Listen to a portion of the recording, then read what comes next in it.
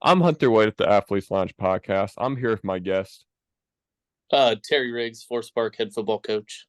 So, coach, just hopping right into it. How do you think your season's gone so far? Because next Friday is sectionals. You play Mitchell. How do you think the regular season went for Forest Park?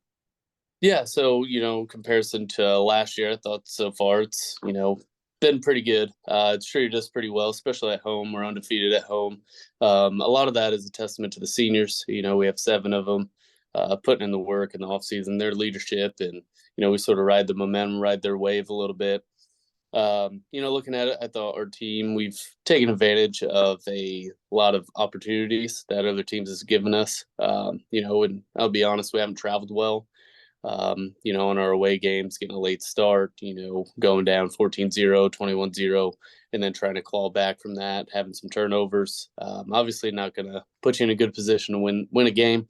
But that being said, we're 5-4 going into sectionals, going into Mitchell. We've had a core group of seniors, like I said, Joel Butel, Jace Berg, Mason Lubers, Chris Furman, Aaron Beckman, Garrett Treader, and Roland Zaire. They've done a nice job leading us, and we're sort of riding them into sectionals. So overall, thought it's thought the regular season treated us fairly well in comparison to years past. So we're looking forward to riding this momentum into sectionals here. So, this is your second year as head coach of Forest Park, Mm. right? Yeah. So, was there anything that you made sure you changed between year one and year two for from a coaching standpoint? Maybe something you learned from in between years, or Yeah, so I mean, taking a look at back or last year, I've learned a lot about myself. Friday nights, how they operate, and dealing with kids overall. I don't know everything, and I probably never will. But I think the biggest thing is tailoring some things that we have, offensively and defensively, to the personnel that we have, and special teams as well, and getting the kids the ball in space, and making sure we account for touches per game.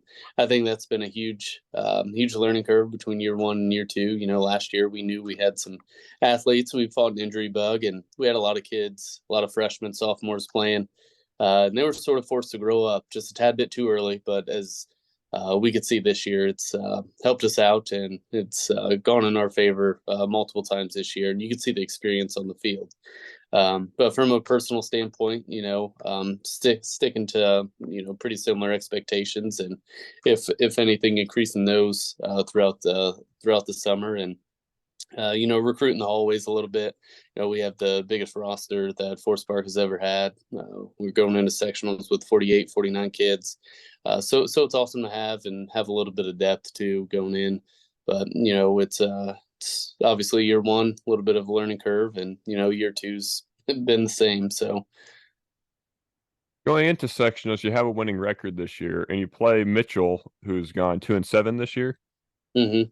So, is there what's not what's the I guess the feeling in from your guys' side about your chances to win uh round one of sectionals, and what's like I guess the preparation like for this week in between? Yeah, so we start every Saturday breaking down film. So we exchange film with Mitchell's coach. We get after it, find out what we can exploit, and find out what we have done really well in the past against similar defenses and offenses. Um, but going into it, we've played well at home. I think that's going in our favor. Having a home sectional game doesn't matter who it is. We've fared well at home, so that's huge. If it was away, I think it'd be a little bit different story, at least to start the game. We haven't got off the bus so hot this year, but the expectation is to win, obviously, and to ride our momentum, find the success that we found at home, get the ball in our playmakers' hands, and defensively fly around. But we told our kids we can't overlook any sort of records. It's playoff time. Win or go home. Everybody knows our seniors don't want to go home this early, so we've stayed on them. We've kept them grounded, humbled, and everybody's 0-0. And they know that anything can happen during sectionals. We could game plan all week for the spread offense, or 3-4 defense, and they could come out in something totally different. So we're going to do our best to maybe throw something a little bit quirky at them today and tomorrow, and that way they've hopefully seen everything. And if they do come out in something different, and try to run a triple option or a shotgun wing tee, whatever it may be, we're ready for it. So you started the year 2-0, and especially week one, you had a what was 35-0 against Mm. Princeton week one. So Yep. how do you keep your guys grounded after, especially week one, where if I'm sure when you beat a team 35-0, you feel invincible for about an hour Hmm. afterwards. So how do you keep your team grounded, I guess, after those first 2 weeks of starting off hot? Yeah, so basically telling them that, hey, we started off winning 26-8 last year. We were 1-0 last year. Yeah. We could have easily gone, 1-9 again had we, not tightened things up and continued to play. And you could see the growth on Friday nights from some of our kids from last year. And the biggest thing is responding to adversity. Week 2 against Perry Central, it's very close at halftime. We go in, make some adjustments, come back out, and we hit the ground running. Tell City, with 6 minutes to go, it's 28-21. We sort of fell apart, but there towards the end. But keeping them grounded in the sense like, hey, we haven't done anything yet. We've only won one game, we've only won 2 games, and then try to, reiterate that every week is going to be totally different. And I think they've done a really nice job this year of responding to adversity as opposed to hanging their heads. So very proud of them in that respect. But it's letting them know that we haven't done anything yet. It's got to be the biggest thing for them, at least with that 2-0 start. So did this year exceed your expectations? Like in your timeline in your head, was this a better year than you thought you would have, or was this about where you thought you'd be? Knowing that the season isn't over, postseason speaking, but the regular season at least.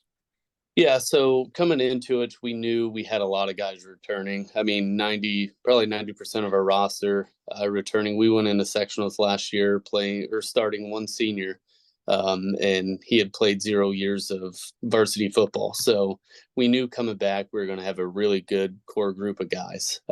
I think the expectation was to, be about where we're at, if not a little bit better. And we feel we could have snagged at least one or two more, but and with sectionals, you never know what the draw that you're going to get. And that's the fun part of it. But, expectations and win-loss column, regrouping the guys every week, I think has been huge for us. We knew we were going to be about that 5-7, mark, at least to end the regular season. So, I think we're right there. But, the nice part about playoffs is everybody gets to restart.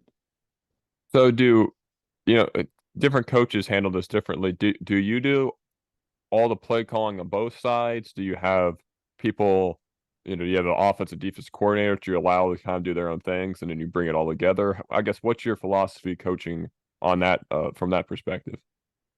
Yeah, coming into Forest Park, I started calling the offense last year and very similar to this year, but our offensive staff does a great job on Saturdays coming together and saying, hey, we can exploit, the secondary here, or, they have a 6-man box. Let's, our offensive line coach will say, hey, let's, run power till the cows come home or run perimeter. And then we do have a defensive coordinator, but again, it's really a group effort with coming up with a game plan. He calls the defense on Friday nights, and I know between our D-line linebacker and couple secondary coaches, they do a great job of communicating during the game, finding tendencies and whatnot, and then putting our kids in tough situations throughout the week so that we're ready for Friday nights. And very similar offensively. It's almost like a pass game, run game coordinator type of deal. Our receivers coach will highlight, hey, here's the concepts we like this week. And same thing with our offensive line coach. So, I may do the play calling on Fridays, but at least offensively, but it's really a group effort. So do you prefer an aggressive defensive approach, or do you prefer more of a kind of like a passive zone, I guess? What do you? Yeah, so I see it both sides of the coin there. Really, it's a situational type thing. With the linebackers that we have, we know we could be super aggressive.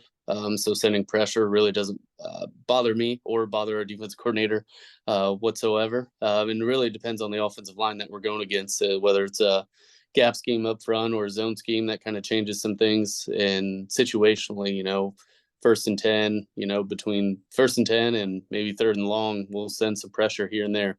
But overall, like our safeties, both of them are top 4 in tackles on our team right now. And I think that shows the aggressiveness that they have, and some of our D line and linebackers doing their job.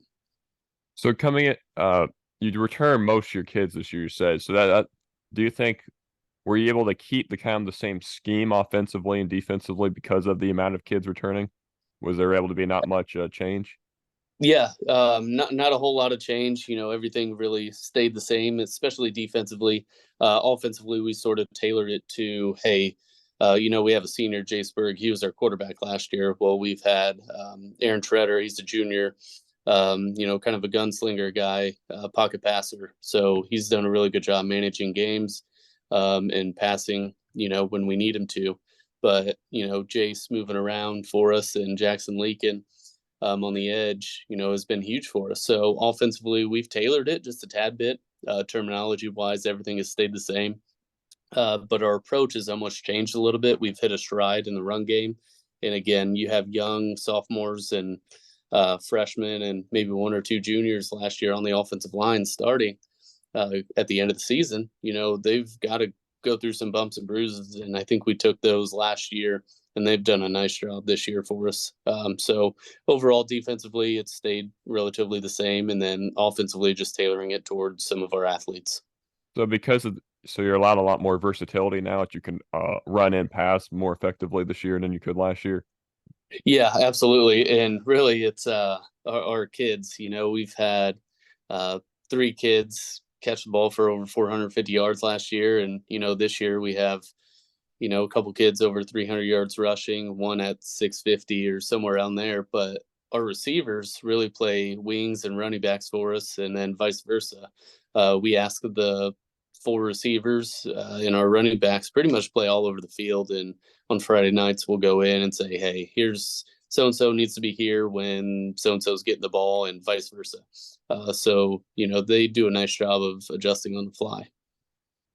Your 5 wins this year. I know all these wins are big. What win was your, I guess, most proud moment, biggest win in your opinion? What win did you really felt like set you guys up good this season?